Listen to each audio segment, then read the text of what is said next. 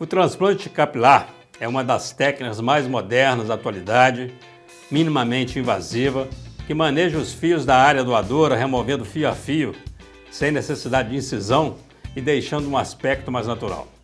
O Hospital Irmã Denise foi o pioneiro na realização dessa cirurgia de transplante capilar em Caratinga. No começo de conversa de hoje, você confere detalhes desse procedimento tão almejado por muita gente.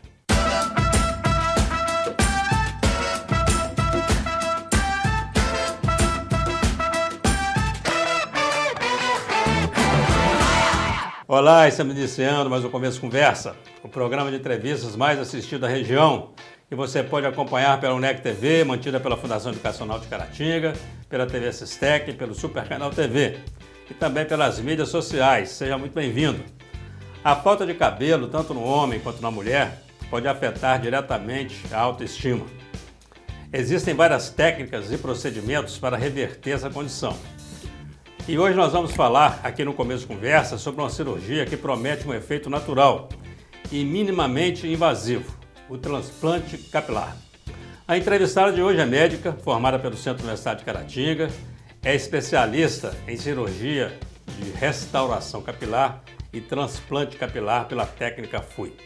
Ela estuda também a tricologia, que é uma área dentro da dermatologia que estuda doenças do couro cabeludo e do cabelo. Seja bem-vinda, doutora Lara Dias Gardoni.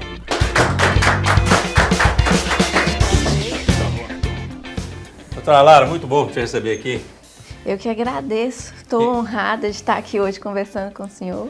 Que coisa boa, transplante capilar em Caratinga. Isso. Que notícia é essa? Como é que aconteceu isso? Inovador, né? É a primeira cirurgia de transplante capilar que teve aqui em Caratinga, né?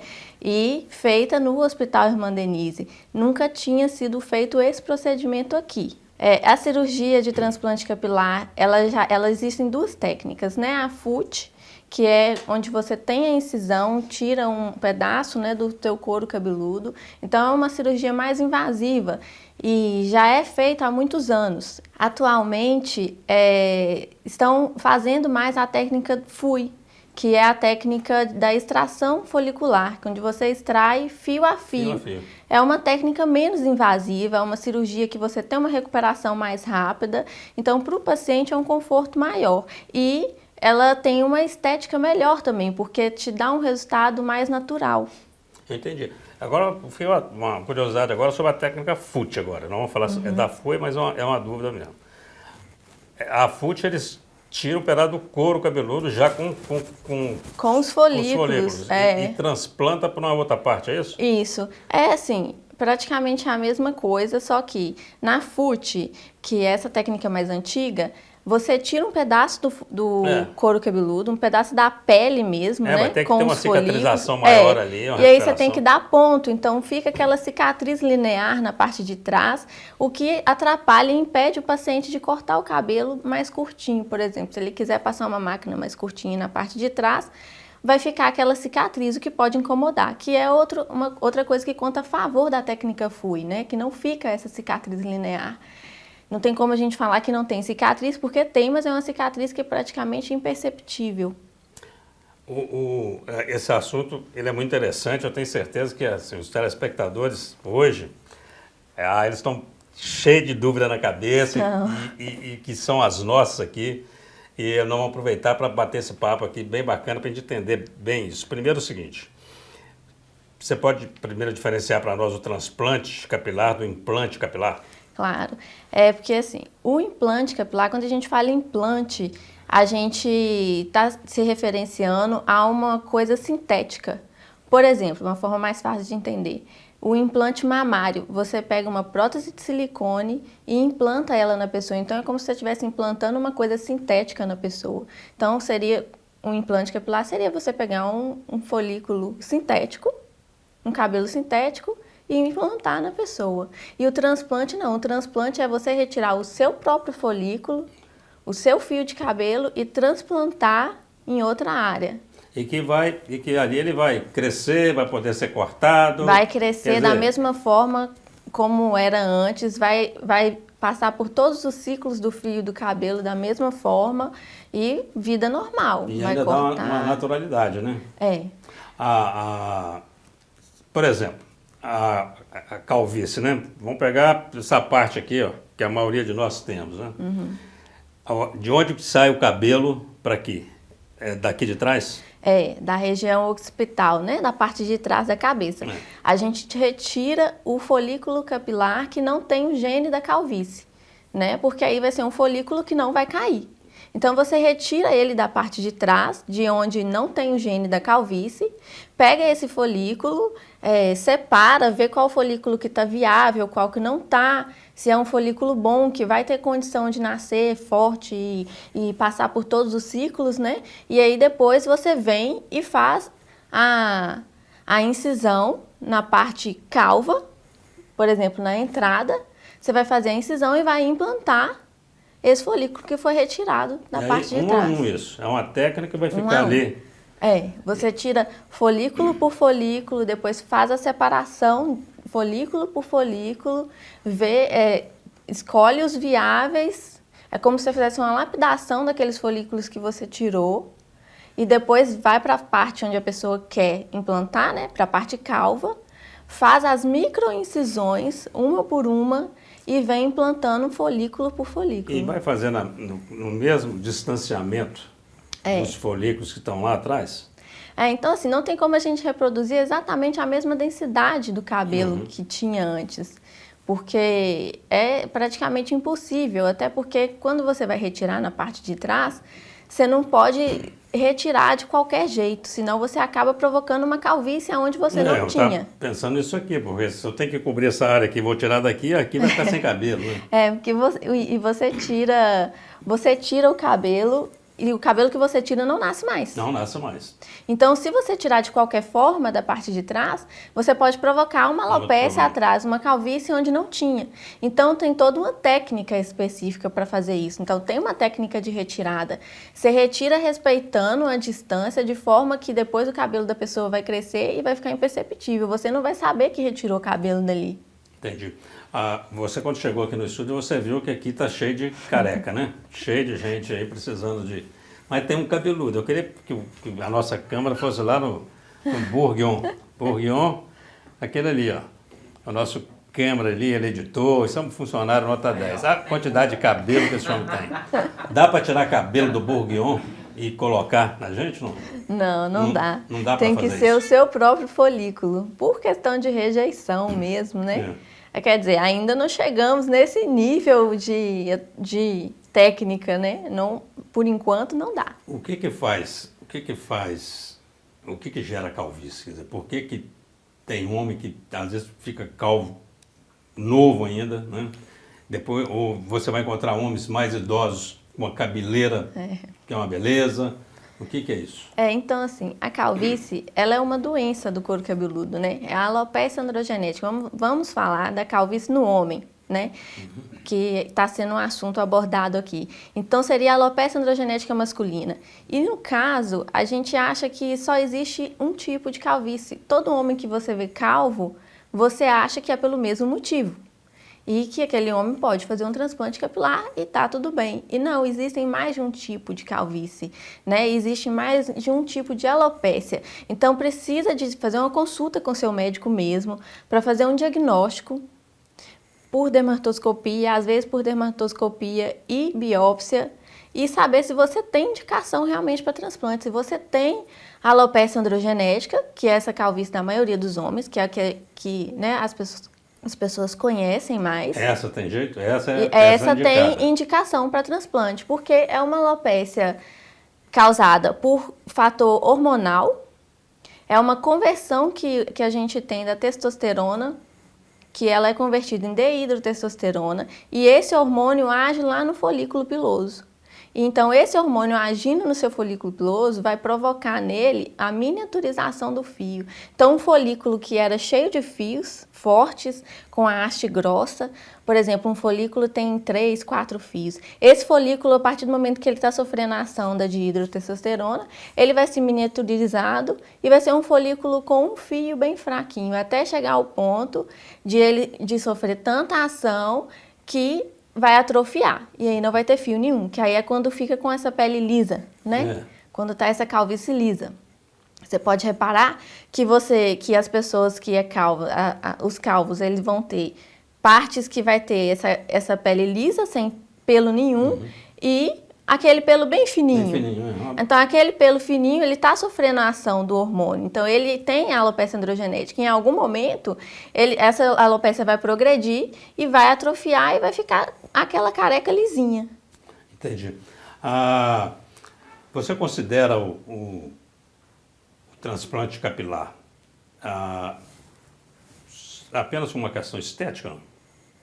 Não, eu não considero, geralmente o objetivo pelo qual o paciente me procura é para melhora da autoestima, né? Com o objetivo estético, mas eu não considero só estético, porque eu acho que o paciente que está sofrendo da doença com a alopecia androgenética, ele acaba criando outras condições. É um paciente que às vezes pode ficar deprimido, ter que procurar o psiquiatra, tá tomando medicação por conta disso e muito provavelmente ou iniciou pelo problema da calvície ou foi agravada, né? Então, na minha opinião, não é só uma questão de estética, é uma questão de saúde mesmo.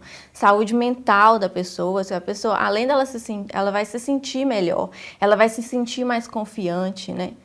E, com certeza vai até melhorar a imunidade, né? Porque depressão também baixa a imunidade. Né? Aí essa depressão ela pode acarretar outros problemas de saúde também. Eu acho que está ligada a muitas coisas, né? Não é só o fator estético, não. Bacana. Nós vamos fazer um rápido intervalo, conversa boa, o tempo passa rápido. Eu quero voltar para o segundo bloco já perguntando se tem idade ou qual que é a idade que é recomendada para se fazer o transplante. Bate-papo muito interessante aqui com a doutora Lara, não sai daí, nós voltamos já já. Olá, estamos de volta para o segundo bloco do Começo Conversa com a doutora Lara Dias Gardoni. Doutora Lara, eu terminei o primeiro bloco falando que a gente ia falar sobre isso. Idade. Tem uma idade mínima, uma idade máxima para se fazer transplante capilar? Não, não tem, né? O que a gente olha é se a pessoa tem indicação para o transplante, se ela tem uma área doadora viável, e aí é conversar com o paciente. Por exemplo, se for um paciente muito novo e dependendo da área de calvície, eu vou propor para ele um tratamento para a gente conseguir demorar mais, né? A gente conseguir impedir essa progressão da alopecia da forma que estava acontecendo, porque às vezes, como você tinha comentado comigo antes, um paciente novo com 20 e poucos anos e já está com a calvície. Então, esse paciente, talvez é porque ele nunca conversou com o médico e não sabia que existiam tratamentos que poderiam impedir essa progressão e até recuperar aquele folículo que ainda ele não perdeu. Então, se a gente trata ele por um tempo, a gente leva para mais tarde essa cirurgia dele de transplante. E um paciente que está perto de fazer 64 anos, ele pode fazer? Pode fazer também. E faz de cabelo branco? Faz de cabelo branco. Desde que tenha uma área doadora viável, faz o transplante. Mas você tira o cabelo branco e coloca onde precisa? Coloca onde precisa. Não... Um cabelo branco não é um cabelo que está morrendo, não? Não é um cabelo que está morrendo. É um cabelo que está perdendo os melanócitos, né? Está perdendo a cor, só. Mas aquele cabelo que está ali vai ficar ali, né? Que é o cabelo da sua área hospital que não tem higiene da calvície. Dá para tirar o folículo de outras partes do corpo para colocar na cabeça? Dá para tirar de outras partes. Dá para colocar? Tira das costas onde tem muito cabelo e coloca. É um cabelo que tem uma espessura diferente, que tem um aspecto diferente. Às vezes, seu cabelo da cabeça é lisinho e o outro já é um cabelo mais enroladinho mesmo. Mas dependendo se for uma calvície muito grande... pode tirar do corpo. Entendi. E aí você vai explicar para o paciente, é um cabelo que vai nascer um pouco diferente. Entendi. Mas ali, na hora que mistura, às vezes porque você vai explicar para ele assim, a estética vai ficar de tal forma. Se ele estiver disposto a ter essa estética, tranquilo. Nós estamos falando de uma técnica que é pegar fio a fio para fazer o transplante. Nós estamos falando numa calvície normal, olhando a minha aqui, por exemplo, para servir de exemplo para o telespectador. Nós estamos falando de transplantar quantos folículos? Na verdade, a gente faz uma medida da sua área de calvície e faz uma proporção. Então, eu teria que fazer uma medida mesmo, assim, calculando a área da calvície, proporção de folículos, mas como você tem a parte da coroa também, o seu provavelmente seria mais de 4.000 folículos. 4.000 folículos. Isso é uma cirurgia que dura muito tempo. Dura de 8 a 10 horas. De 8 a 10 horas. Com o paciente sedado. Sedado. Sentado. Deitado. Deitado. E aí você consegue ter acesso... Primeiro ele fica deitado de barriga para baixo. Depois... E aí a gente faz as retiradas, depois a gente vira o paciente para fazer a parte da calvície. Então, primeiro se retira os folículos, é isso? Isso. Então você retira e na medida que você vai retirando, quem retira, ele sabe avaliar se aquele folículo está de boa qualidade ou não? Sim. Sabe? Então ele já tirou ali e fala, opa, esse eu perdi. Não, esse está bom. Aí vai guardando isso? Vai colocando? Aí a gente vai separando, tem uma parte da equipe que está destinada só a fazer essa separação e contagem dos folículos. São quantas pessoas trabalham numa cirurgia dessa? Normalmente 4, 5 pessoas. 5 pessoas. Então tem o que retira, tem as pessoas que vão separando aquilo ali, hidratando certamente. Aí fica num ambiente hidratado, propício para aquele folículo ficar viável o tempo todo que ele fica ali fora da cabeça, né? E aí tem as pessoas que ficam fazendo a retirada, as pessoas que ficam fazendo a separação, e aí depois as que estão ali fazendo a retirada vão fazer a incisão. Aí retirou, volta o paciente para ficar de barriga para cima. Isso. Né? Se nós estamos falando daqui da entrada, e aí vai colocar um a um. Vai colocar um a um. É como se fosse um tricô. É um trabalho artesanal. Artesanal mesmo. É um trabalho artesanal. Bacana. E depois que está feito, então qual que é o período de recuperação? Primeiro de recuperação da área que recebeu o folículo mesmo. Eu falo em termos de voltar para a atividade, por exemplo. Dependendo de qual atividade que você exerce, com 5 dias você já está trabalhando tranquilamente. A gente pede assim um tempo de recuperação por conta do edema, né? Porque vai inchar pela técnica que a gente usa para fazer o transplante, então incha mesmo, pode dar um edema no rosto, aí a gente, né, explica sobre fazer a massagem para ir drenando esse edema e por conta do incômodo que talvez a pessoa vai sentir nos primeiros dias.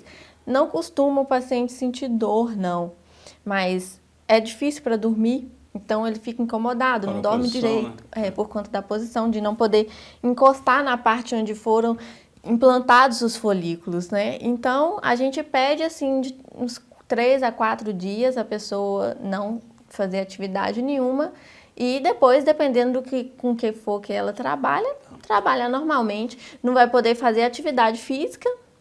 Também por um período? Por um período curto. Porque atividade de força, né? Então pode piorar esse edema, pode acontecer alguma inflamação, algum processo que pode atrapalhar a pega do folículo, né? Então a gente pede para atividade física ser a partir de 1 mês. Sol, nos primeiros 15 dias não pode tomar sol diretamente aonde foi implantado, então pode usar boné. E com quanto tempo pode passar um shampoo na cabeça e tomar Então vai lavar no dia seguinte, vai lavar, mas vai lavar, né, com um profissional treinado para isso, com o sabonete adequado, e aí vai fazer a lavagem ali da região, porque tem que tomar muito cuidado para não perder aqueles folículos, e eu vou orientar no consultório como que vai prosseguir com essas mas cuidados. Em casa, chegou em casa, daí uns dias ele vai poder tomar um banho normal, chegar lá e entrar debaixo do chuveiro? Tomar banho normal, sem deixar cair o jato do chuveiro direto na área implantada. Durante quanto tempo? Durante uns 15 dias não pode cair aquele jato direto na área. Bom, para eu chegar na pergunta que eu estou querendo, eu acho que vou perguntar direto para saber exatamente quanto tempo que a pessoa pode estar, não está bonita, mas está para a rua fora, né? Ir no barbeiro cortar o cabelo, quando é que pode ir lá? Posso fazer isso? Com 1 mês já pode ir lá passar a máquina. Porque o cabelo vai crescendo, né? O folículo está ali, mas o entorno dele está crescendo. Aliás, então, isso é uma pergunta. Quando vai fazer o transplante, pede-se para deixar o cabelo mais comprido ou menor? Não, a gente raspa o cabelo no momento lá antes de entrar para a cirurgia. A cabeça toda? É. Ah, é? E Tem paciente que não gosta, não quer raspar, né? Tem como fazer sem raspar a cabeça toda.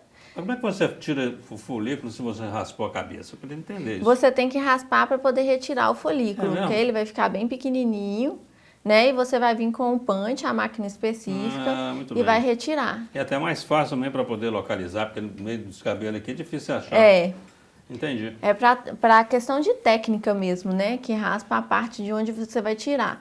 E aí uma parte importante também é falar sobre a incisão para fazer a implantação, que é muito importante na hairline, que é essa parte que fica aparente, né? Os primeiros fios que vão ser implantados. Então, essa técnica é importante ser feita da melhor forma possível pelo médico para ficar natural e ter a estética favorável, né? Que o paciente ficar satisfeito com a estética do transplante capilar dele. Quando você fala raspar a cabeça, nós estamos falando de deixar o cabelo mais baixinho. Não é tipo de gilete, não. Não é deixar não, é de gilete, raspar mesmo. Raspar mesmo. É. E aí, dá para enxergar o folículo? Dá. Enxerga o folículo porque a gente opera o tempo todo com lupa de aumento. Com lupa, né? Aí você vê aquele pontinho preto na cabeça, né? A gente vê mesmo um pedacinho do fio para fora e o folículo a gente consegue ver bastante, né? Por conta da lupa. Interessante. E para nascer o cabelo, vamos lá, para começar a tomar aquela cabeleira bacana, quanto tempo isso começa a acontecer? Uma coisa importante de falar, que é o que assusta bastante os pacientes, é que o cabelo que você implanta, ele vai cair. É mesmo? Aí você vai achar que perdeu o serviço, né? No primeiro mês, ali, a partir do 18º dia, até mais ou menos o segundo mês, é uma fase que o cabelo que você implantou vai cair.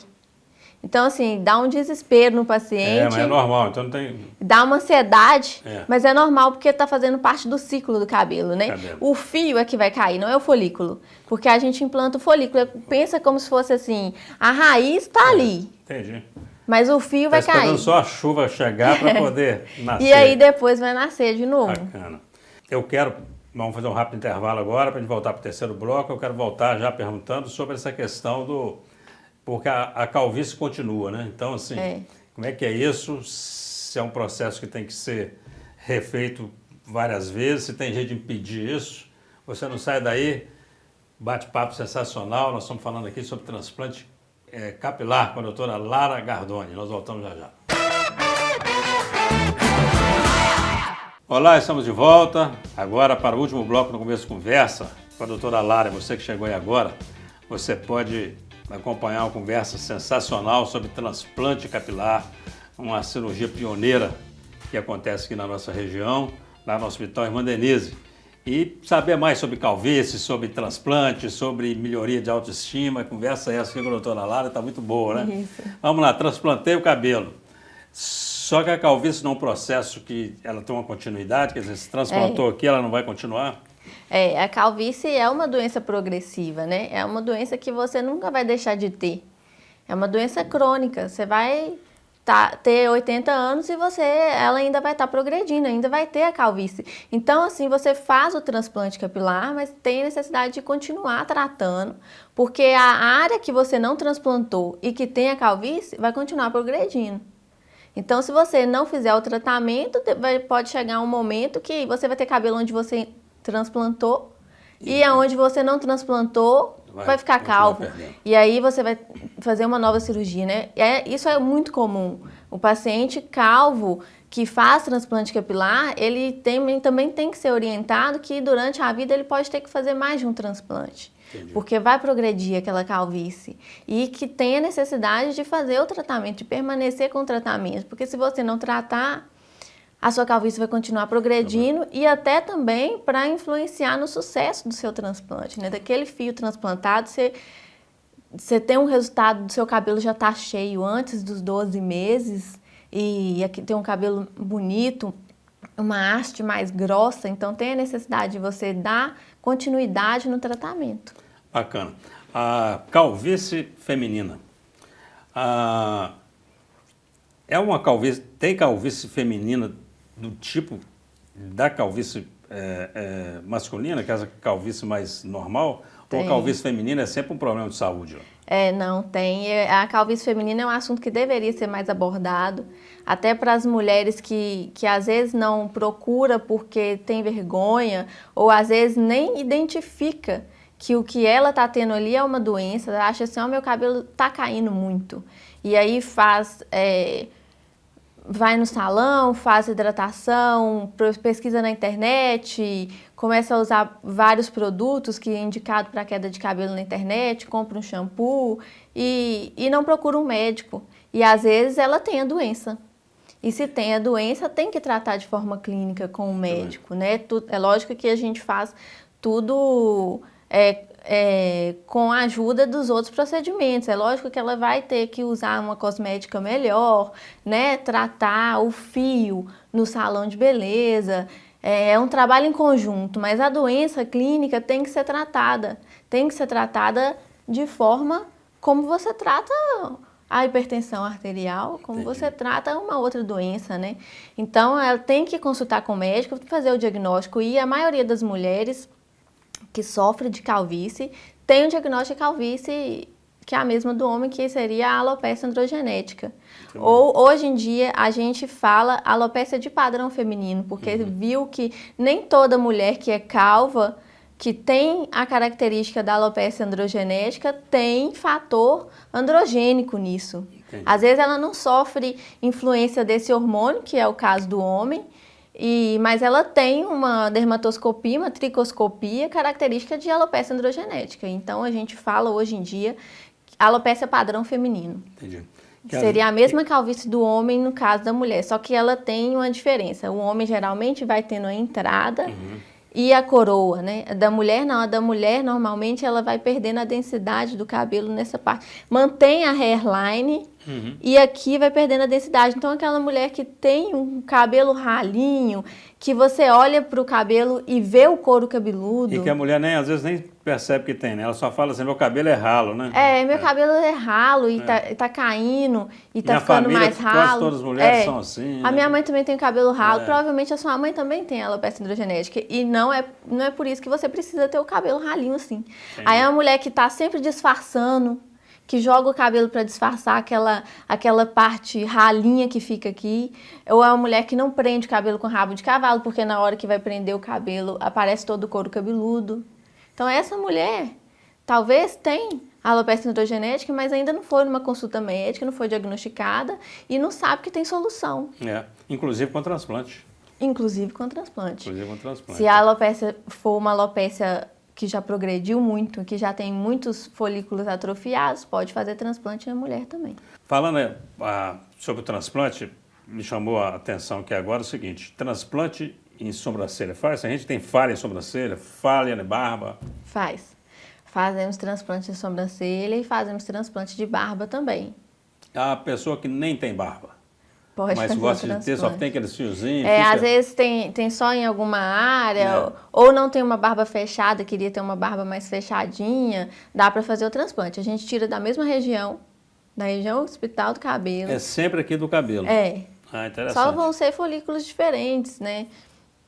Naquela separação que tem, a gente vai separar folículo que dá um aspecto de estético melhor na barba. Por exemplo, um folículo com um fio, igual na sobrancelha. Você não vai implantar na sobrancelha um folículo de 4 fios. Aí você vai implantar aquele folículo específico para dar um aspecto estético melhor. Bacana. Você falou aí sobre um tratamento preventivo para evitar a continuidade da calvície, né? E medicamento para fazer nascer cabelo não tem mesmo não, né? Eu falo porque assim, a internet oferece toda hora. Faça isso, minha cabeleira voltou toda. Tem isso mesmo? Ainda não temos a cura para calvície, para criar um folículo, não existe. Não existe medicamento que vai fazer nascer ali um folículo, né? Mas existe medicamento que vai estimular aquele folículo que você ainda tem. Por exemplo, aquele folículo que está quase morrendo, você consegue, com a medicação, recuperar ele. Que tipo de patologia que a pessoa não pode ter para poder fazer um transplante capilar? Por exemplo, um diabético pode fazer? Pode fazer. Um cardíaco pode fazer? Pode fazer desde que tenha a liberação do cardiologista. Tá, tudo bem. Então, assim, não é impedimento para isso. Não é impedimento, assim, a pessoa que tem comorbidades, a gente vai avaliar quais são essas comorbidades, quais são os riscos, né? E você só vou fazer a cirurgia se ela tiver a liberação do cardiologista, né? Um risco cardiológico. Então, o risco cirúrgico existe também para te dar essa tranquilidade no procedimento. E o anestesista, você falou em 10 horas de sedação, o anestesista, ele acompanha? Ele acompanha o momento todo da cirurgia. Ah, bacana. Então, faz parte da equipe o tempo todo, ele está ali monitorizando, né, os dados vitais do paciente e garantindo que seja um procedimento tranquilo. Tanto para a gente que está ali fazendo, quanto para o paciente. O cara que quer cuidar do cabelo, ele vai no médico que chama tricologista, é isso? A especialidade dele é essa? É, tricologista. Nunca tinha ouvido falar disso. É porque está dentro da dermatologia e nem todo dermatologista se especializa em tricologia. Isso está muito atual agora, né? É interessante, isso é igualzinho na fisioterapia, porque aí lá dentro você vai achar o cara que trabalha só quando sofre da agulha. É igual o ortopedista que só atende joelho. O ortopedista que atende ombro. Então, se o dermatologista, ele está apto a atender essa área, tá. Mas, às vezes, se ele não se subespecializa nisso, ele não vai saber tratar da forma que o tricologista saberia. Ele vai tratar a alopécia não cicatricial, né? Que existem vários tipos de alopécia. Doutora Lara, prazer te receber aqui. Muito bom falar sobre esse assunto. Abordamos aqui de uma maneira leve. Eu tenho certeza que a turma vai gostar muito. Você tem um minuto aí para suas considerações finais. Se você tiver algum Instagram, você pode deixar para o pessoal. Se tiver alguma referência, certamente vão surgir mais perguntas, né? O telespectador gosta disso. E foi um prazer te receber aqui. Prazer mesmo muito grande. Você vai se dirigir para essa câmera ali, ó, e deixar o seu recado ali para os telespectadores, as TVs parceiras e para os internautas. Eu que agradeço a oportunidade de estar aqui hoje, o prazer é todo meu de poder conversar sobre esse assunto e, assim, orientar mais, né, explicar como que acontece o procedimento, quais são as indicações, isso é muito importante, eu acho que é uma dúvida de todo mundo hoje em dia que tem interesse pelo transplante capilar ou até que tem a doença e gostaria de saber se tem um tratamento, né? Mas a gente chegou em Caratinga de forma pioneira, fazendo a primeira cirurgia no Hospital Irmã Denise. É um hospital que me forneceu uma estrutura muito boa e me deu muita tranquilidade para operar meus pacientes lá. E eu só tenho a agradecer a oportunidade e pedir os pacientes para estar com dúvida, pode me procurar. Vamos lá no consultório que a gente tira todas as dúvidas, se tiver indicação para transplante, se quiser só fazer o tratamento. Eu me especializei nisso porque é uma área que eu gosto, que eu estudo muito e quero ajudar todas as pessoas que têm problemas de cabelo, no couro cabeludo, que está insatisfeito com a calvície, que está insatisfeito com aquela queda muito aumentada. Tem o meu Instagram, que agora está profissional, pode me procurar lá, doutora Lara Gardoni. Lá eu falo de assuntos, abordo todos os assuntos relacionados a cabelo e também dermatologia, porque as doenças do cabelo não deixa de ser uma patologia também relacionada, que está dentro da dermatologia, né? Então a gente vai discutir vários assuntos, vou tirar as dúvidas que tiver e vai ser um prazer receber vocês no meu consultório também. Bacana, obrigado. Nossos agradecimentos à doutora Lara Gardoni, a você que nos acompanhou nesse mais um Começo de Conversa. Muito obrigado pela atenção, pela audiência e até o próximo encontro, se Deus quiser.